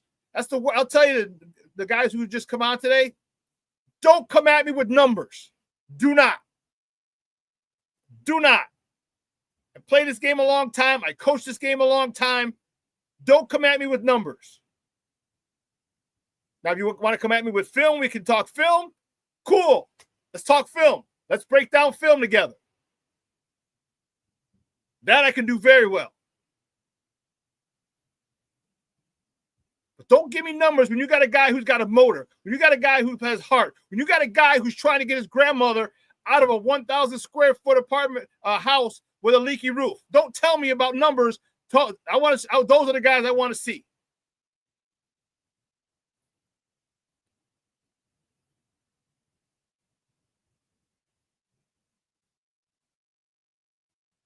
Cornelius says, Darius Alexander will make you change your mind. Where's he from again? I know you put it up here.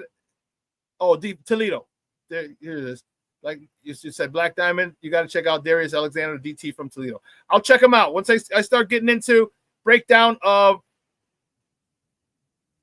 positions, yeah, I'll break it down and I'll look. And he might be it. You said Darius Alexander? What? How tall is he?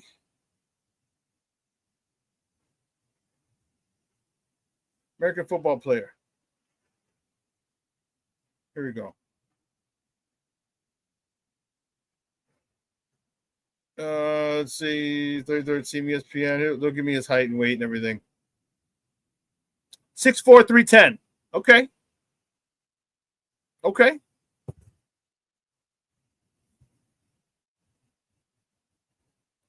Oh, here you go. Cornelius says 6'4", 319. Okay.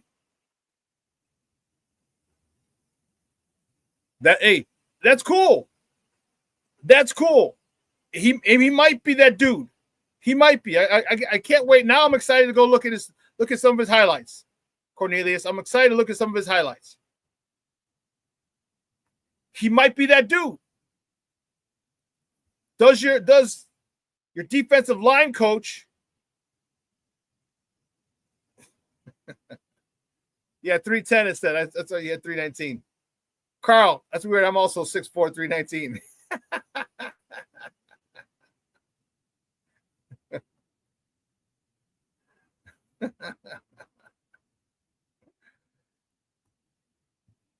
But that's what I'm talking about. Like if you get a guy that you feel, and here's the one thing but here's the problem. Ryan Poles can feel that this guy's the dude, but Ryan Poles got to stop drafting guys who he thinks are projects. This guy can't be a project. Your first and second round picks can't be projects. They got to be winners. They got to be immediate contributors. Third round need to be in a rotation. They need to contribute to this team year one. Third rounders.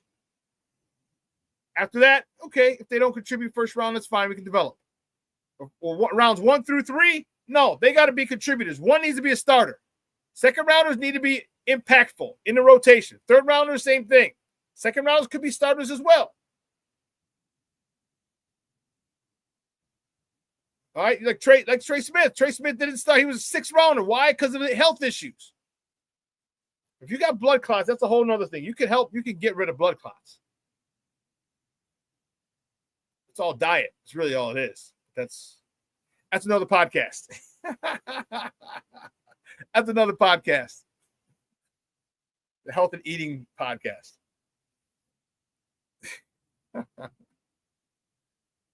But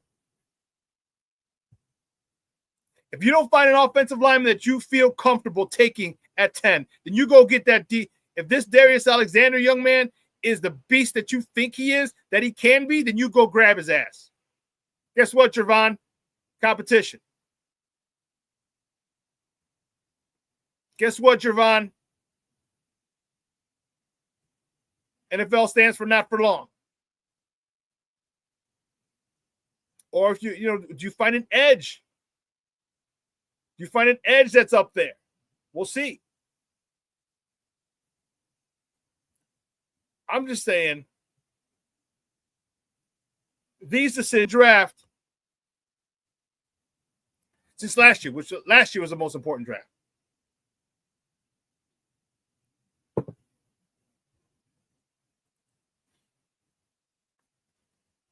Carl, thoughts on Mason Graham? I think he's a first ballot Hall of Famer. Well, let's let him play in the league first. Let's worry about him getting.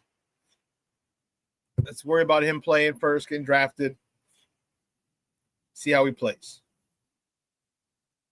I think he has all the tools and the potential. But let's see. I love the fact that he's a Big Ten kid. All right, he played against top competition. All right, he was on a national championship team 2 years ago.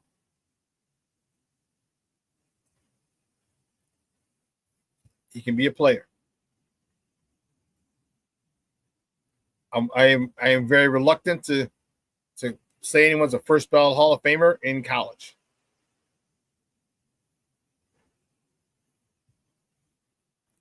Mason Graham could be Aaron Donald 2.0. Well, that's a pretty big footprint. Pretty big shoes to fill. I'm not saying he can't. I'm saying those are some pretty big footprints he's going to have to fill. I agree. He was probably the best player on that team. I don't know. J.J. McCarthy was good too. And let's not get it twisted. The reason J.J. McCarthy didn't throw the ball around the yard because he could. J.J. McCarthy has a cannon. He can throw that ball all over the field. The reason they didn't, Jim Harbaugh. They had two good running backs. He wanted to run the ball. So I think J.J. McCarthy's going to have a really good career in the NFL because he can throw that ball. He said, I feel Abdul Carter and Mason Graham are 1 and 2 of this year's draft. It could be. It could very well be. Could very well be. You know, and then does Travis Hunter slide to 3? Or does Shedeur Sanders fall in this? You know, Abdul Carter is a stud. There's no. That dude is a monster. That dude is a freaking monster. And if there's any way the Bears could jump up and get him, I would. Anyway, I would.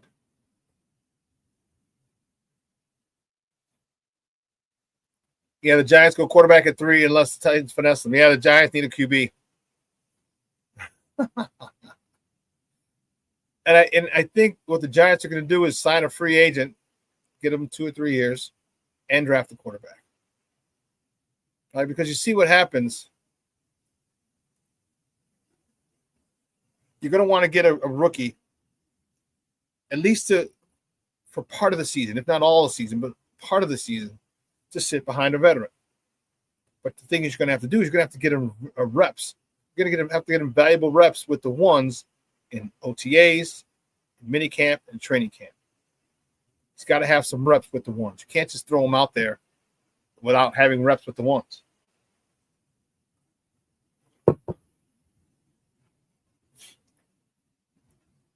You know. But I'm excited. I'm very about this upcoming season.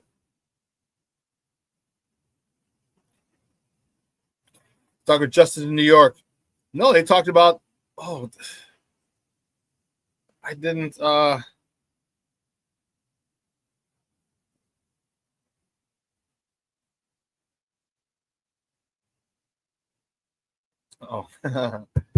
they talked about the Vegas Raiders. You know why? Chip Kelly. Chip Kelly is the offensive coordinator over there. You got Pete Carroll, got Chip Kelly. And I tell you what, if Justin goes to the Vegas Raiders, I will get a Justin jersey. Because I'll tell you what, you better watch out. Remember, the reason I wanted Pete Carroll here was because he breathed life into Russell. Gave Russell the confidence he needed, allowed him to believe in himself. Okay? That was a big part of the Seattle Seahawks winning the Super Bowl, was Russell's belief in himself. You get Pete Carroll and Justin together with Chip Kelly? Dude, the Raiders might become my third favorite team. Bears, Niners, Raiders. Before any of you new guys say, well, you jumping on a Niners fan, I've been a Niners fan since the 80s. Since Joe Montana, Roger Craig, Tom Rathman. Well, Rathman was a 90s. All right, we're talking Freddie Solomon. All right. Justin to Vegas makes sense. Makes a lot of sense. Imagine him in the zone read with Chip Kelly's offense. Come on, man. I like it a lot. I like it a lot. I do. And he's indoors on turf. Justin to the Vegas Raiders makes a lot of sense. A lot of sense. You know why that makes sense? Because of this. What have I been saying? Coaching matters. Coaching matters. You get Justin with Chip Kelly and Pete Carroll. I'm telling you, Pete Carroll's going to breathe life into Justin. Chip Kelly's going to give Justin the type of offense he will flourish in.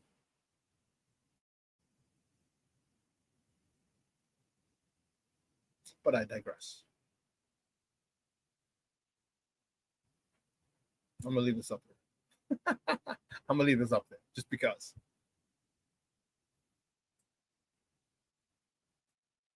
You guys are talking about DTs, DNs, O-line, but because that's where it is. You guys are smart, and I love it.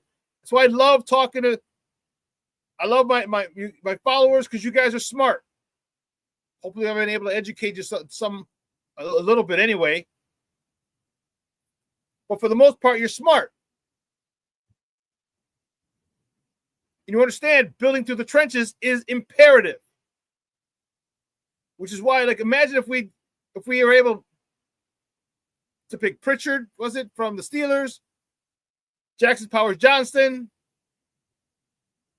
Cedric Van Pratt, like one of those guys. Now we got the center situation taken care of, but you wanted to go in free agency and get it. And some guards as well. Like, we need this. Instead of picking that, you wouldn't got what you got. But it can still, we have extra picks. And we might not have an extra third-round pick. I am praying. I'm praying the Jacksonville Jaguars hire Ian Cunningham. We'll get a 2025 third-round pick and a 2026 third-round pick. Man, third-round picks can contribute immediately. Third-round picks can be game changers. Third-round picks should be contributors in their first year. Come on, Ian Cunningham. Black Diamond, why you booing me? Boo for what? What did I do? What did I do, Black Diamond? What did I do? I'm always pissing somebody off.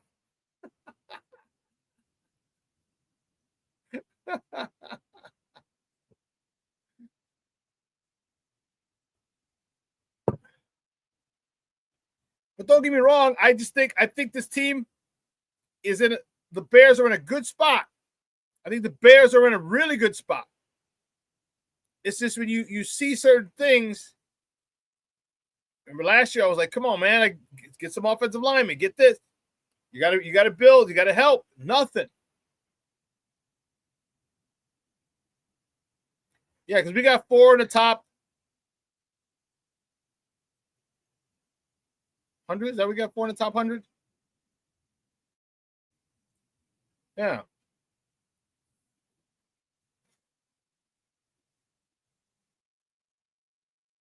Life is choices.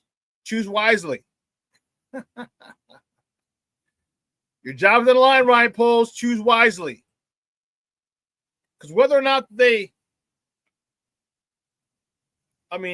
what's the likelihood of them firing this general manager? We got 4 in the top 75. Okay. You get another third-round pick. Man, that's 5 in the top 100. Excuse me. It's a lot more than most teams. A lot more than most teams. And you gotta make those picks count. You've got to make those picks count. Because I'm tired of, and his third round picks have been trash.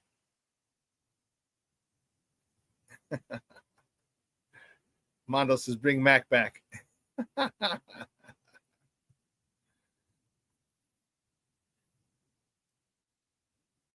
Again, I like Will Campbell if we can get him. You can put him at guard and Kieran, Amagaji. Can you force us to kick Will Campbell out to left tackle? Can you, Kieran Amagaji? Because if you can, Braxton's a backup tackle. And if that's the case, Braxton, can you fight off Will Campbell?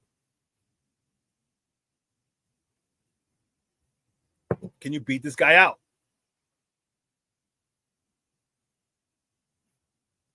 Interesting. Hillman Jr. with a little bit of levity. I don't know. Another note: the Shamrock Shake is back. You realize I haven't had a Shamrock Shake in over 20 years, bro? Oh, being a Niners fan. Dude, I love the Niners, bro. Sorry. They after the catch, that was it. I was hooked. After the catch at the stick, Candlestick Park. That was it, Black Diamond. I'm sorry, Papa. They were never taking over my Bears. That wasn't even a remote possibility. And if the Bears play the Niners, Bears all the way. I got a Roger Craig jersey in my closet back there. Roger Craig was my man. He's one of the reasons I wore 33 my entire career. Roger Craig, Tony Dorsett, Marcus Allen, because Marcus Allen wore 33 in college at USC. Those were the reasons I wore 33. And I didn't feel like I could live up to Walter Payton's number because I would have around the 34, but I'm like, yeah, everyone's gonna say you're trying to be Walter Payton, and I wasn't good enough to be Walter Payton. So I was like, let me go to 33. Double numbers are cool. Hey guys, 2 hours is come and gone. I want to thank my guest, Evan Winter from A to Z Sports, for coming on, talking Bears with me. I want to thank you guys. Man, this chat was lit today. It was lit. So I'll ask you this. For all the new people, do me a favor. Follow Sports Zone Chicago. Subscribe to our YouTube channel. It's free. Request me as a friend on Facebook. You see at the bottom, Facebook, Twitter, Instagram, Snapchat, all one handle at the Shawn Sierra. All right, you can find me, reach out to me. I am excited about this Sunday. I'm excited about the game. It's going to be awesome. I hope you guys have a great time as well. Yes, Al Bundy was number 33 as well. But this was after I had chosen 33. But he's another phenomenal number 33. Anyway, guys, listen, have a phenomenal weekend. It's still restaurant week. If you can, get out there, have some lunch, have some brunch on the weekend, have some dinner. All right? Let your loved ones know you love them because tomorrow is promised to no one. So from everyone here at Sports Zone Chicago, guys, I'm your boy, the SuperBack, Shawn Sierra. Have a phenomenal weekend. It'll be a little cold, so get your boo. Get your little tenderoni, get your roni. Cuddle up. Friday, Saturday. Watch the Super Bowl on Sunday. All right? For everyone here at Sports Zone Chicago, have a phenomenal weekend. And your boy, the SuperBack, I am out.